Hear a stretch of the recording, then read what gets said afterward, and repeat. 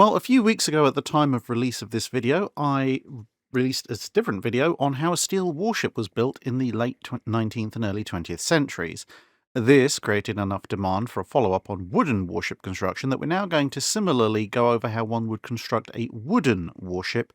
in the classic Age of Sail. This video, as you might have noticed from the runtime, is a little bit shorter, partly because, of course, Age of Sail ships don't tend to have huge amounts of machinery inside them,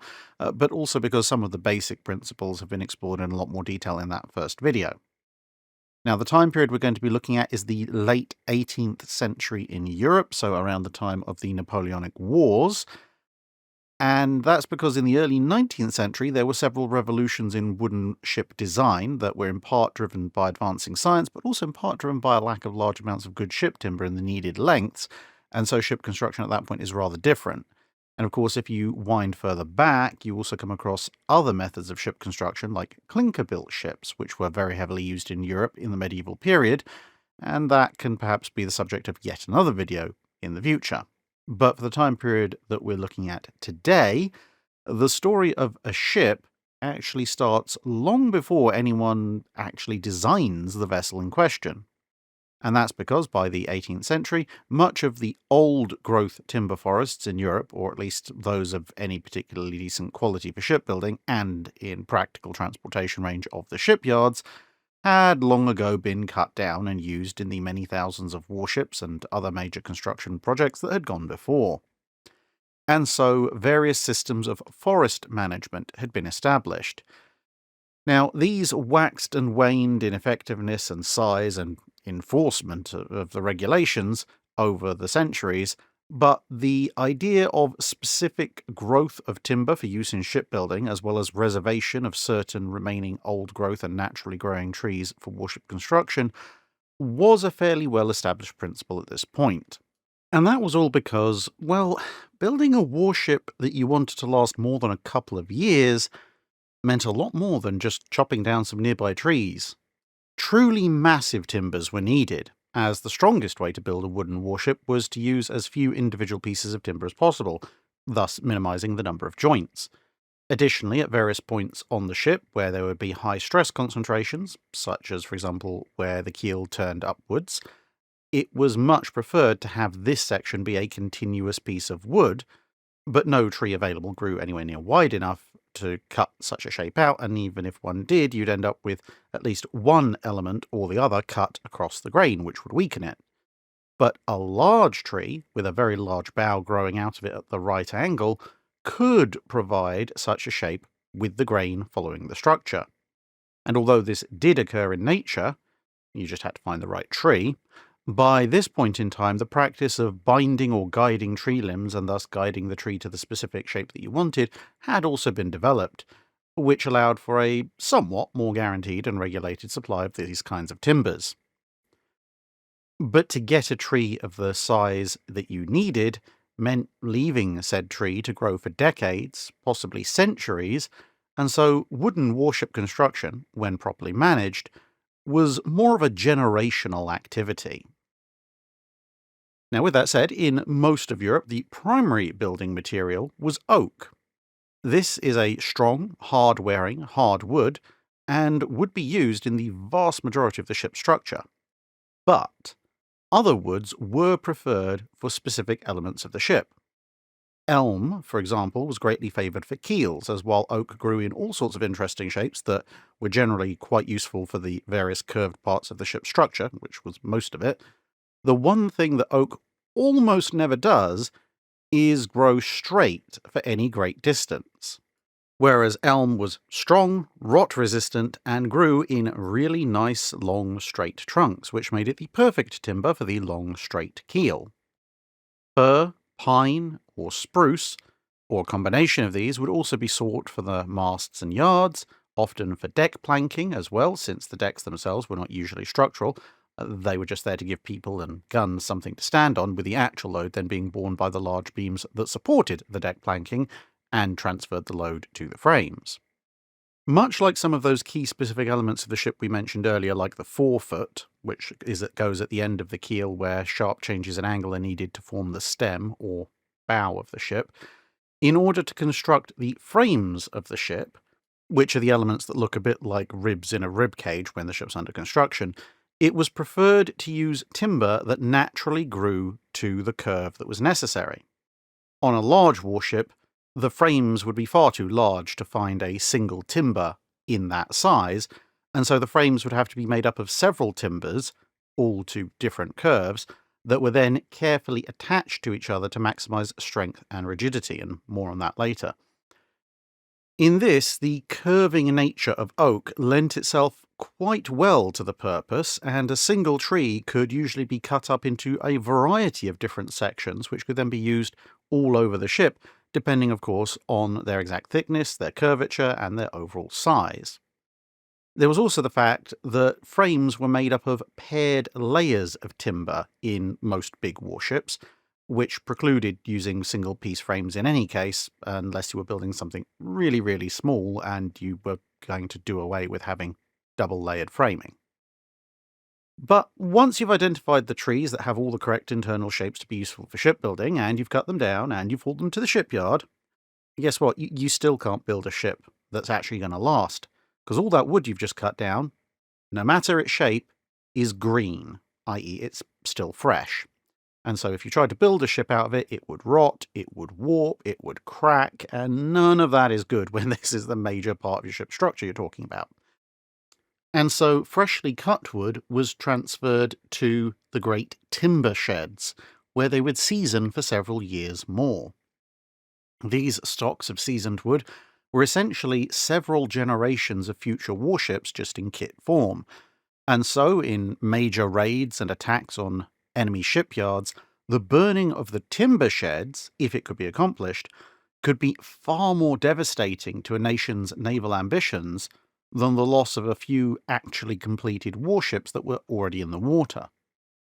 Due to the different woods involved and the different loading on the masts,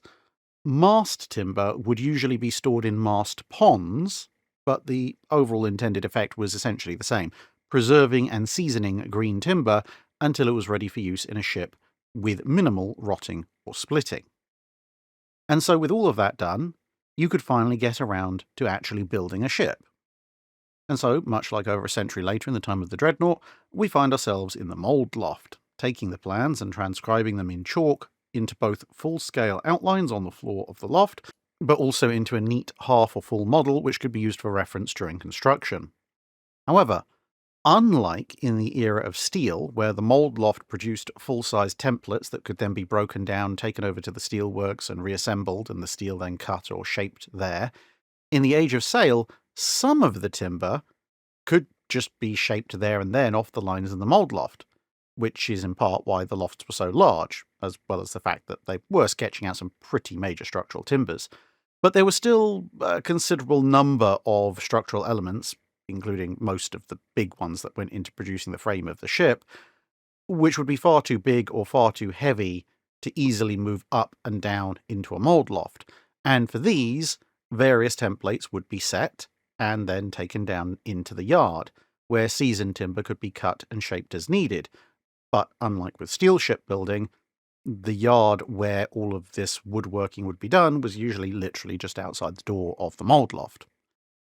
You've got to remember that the mould loft is a place of precision transcription. It's not really a full-scale carpenter's workshop, and so it was only usually the smaller timbers, fixtures and fittings that could be done right there and then in the loft. Now, as well as the keel and the frames, another vital part of building a wooden warship is what's known as ribbons, or ribbons, apparently, according to some people, but there you go. I'm going to call them ribbons. These could be made of fir or some other non-oak wood, and again, you'll see why in a minute. But in very crude terms, these are horizontal timbers that run either the full length of the ship, or at least a good chunk of it, depending on exactly where they're located,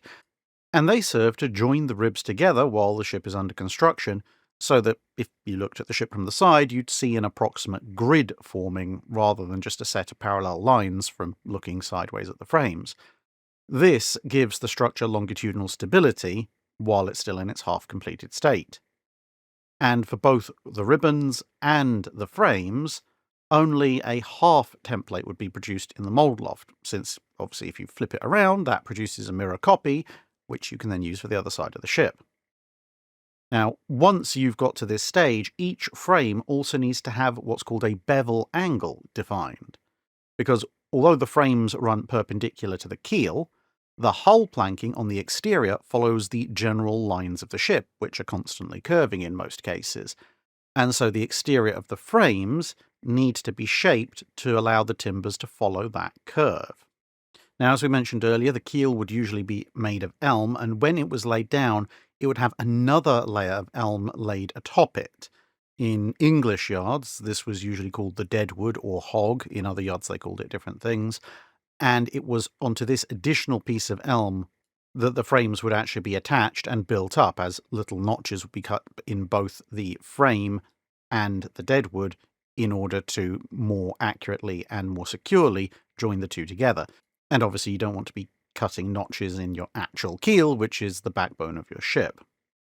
Now, as the frames were built up in their various sections, since we're building a ship of the line here, they would normally be joined together by a technique that's known as scarfing. And that doesn't involve just eating as many pies as humanly possible, although I'm sure plenty of that did go on in the shipyards. Scarfing from a timber perspective is where two ends are cut in the form of wedges. In the case of ships, usually with either slightly pointed ends and mirrored grooves or at least a flat face.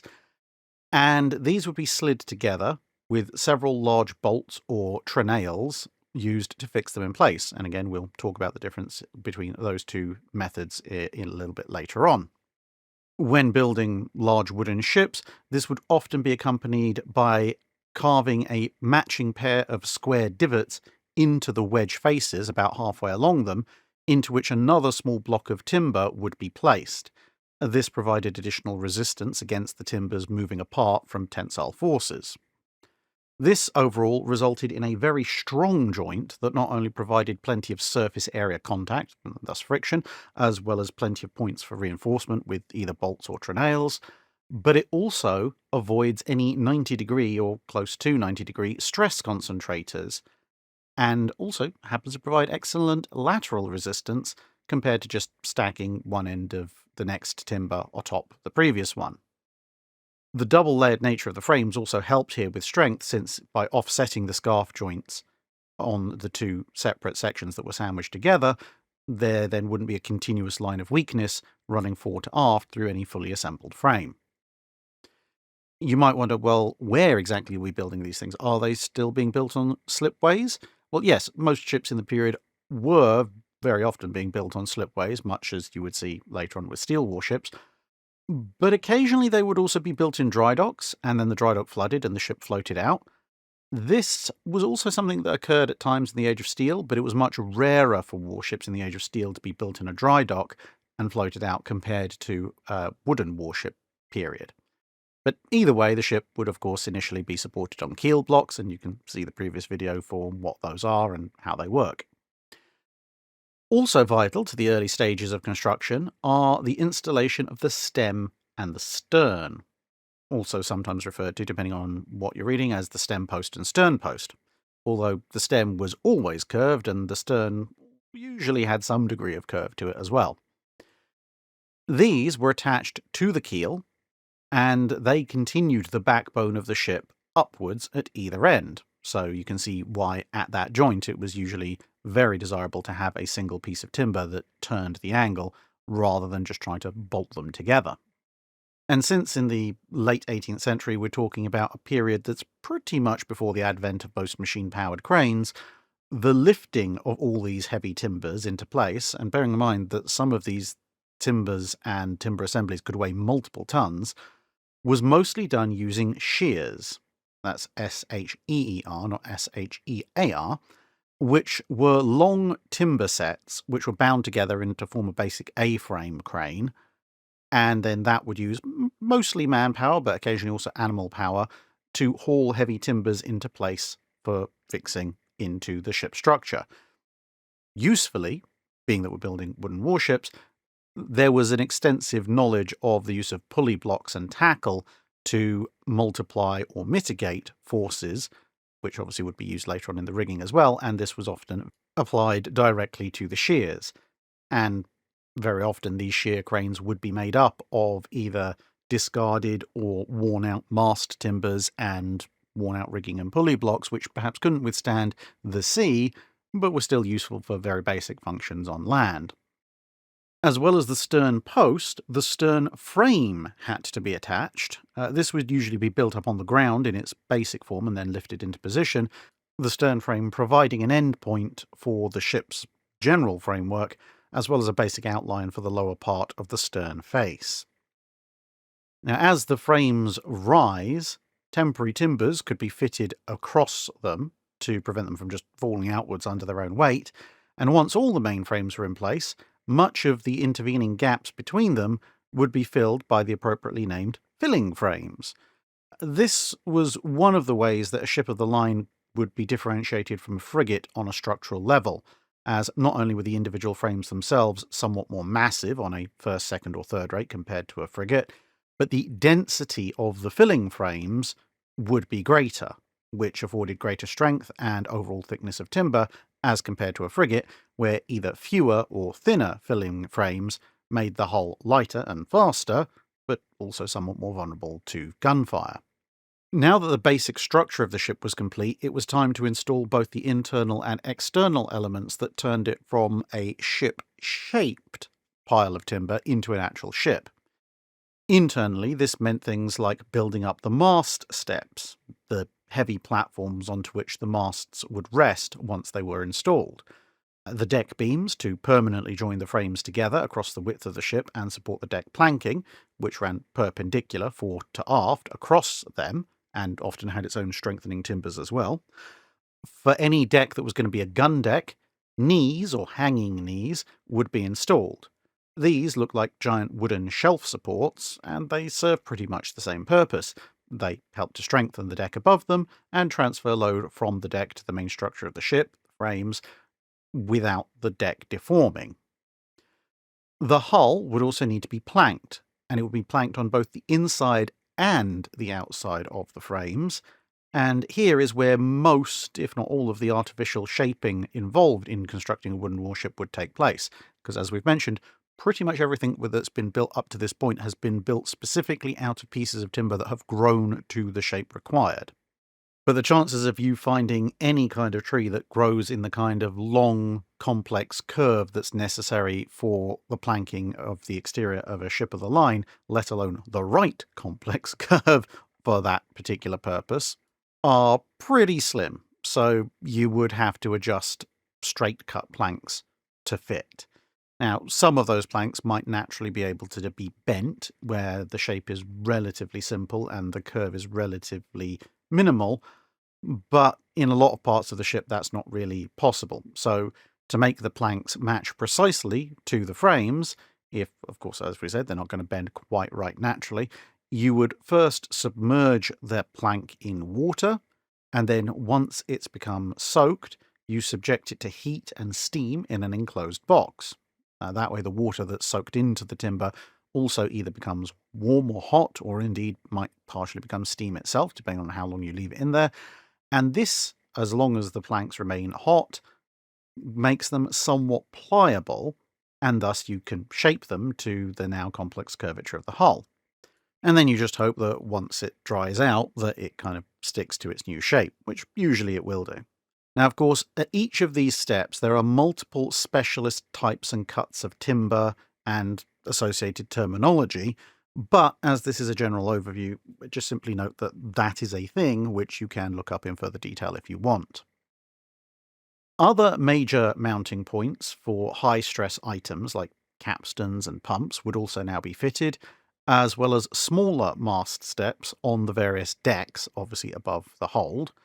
The ribbons, which you'll remember were giving the ship both strength and shape, would be removed from the frames as the planking grows up to replace them. And then to fasten this all together, you would use a combination of materials, which were available in the late 18th century. Trenails, essentially shaped pegs or dowels, the name derived from tree nail, i.e. a nail made of wood, were very common. These had the advantage of being pretty easy to shape, because of course you can carve wood, and if you made them out of similarly seasoned wood to the timber that you were trying to attach together, they could bind the ship together pretty much without any replacement for the entire lifetime of the ship. Also, of course, wet wood does swell slightly, which would allow for a very, very tight fit. However, for very long attachments where a trenail might break, or for greater strength if you want, iron bolts and nails were used in some navies. This, however, was a risky move, because oak eats and rusts away at iron very rapidly, and so the nails would have to be painted or otherwise treated in some manner to try and mitigate this. And even with these treatments, iron, of course, will rust, especially in a saltwater environment like at sea, and then it will either swell or split the timbers because, well, rust expands. That's obviously a bad thing. The alternative was drawing and replacing all of your iron bolts and nails, which would have to be done about half a dozen times in the lifespan of a typical wooden warship, which of course cost time and money, and if you missed it for whatever reason, you could start to have structural problems, which was sometimes known as iron rot. For this reason, the use of iron nails and bolts near or below the waterline, where of course you would have maximum rust, was exceptionally rare. Also in this time period, especially in the Royal Navy, the use of copper nails, or nails made out of some form of copper alloy, was growing quite substantially. This offered some of the strength of using metal, like iron, instead of wood, or with the trenails. But, of course, copper or copper alloy is much less vulnerable to oxidation, and crucially, it also enabled the installation of copper sheathing, which helped to preserve the ship's hull against woodworm and so forth, and keep the ship's speed up, since iron nails and copper sheathing in saltwater means galvanic action and everything then going spectacularly wrong.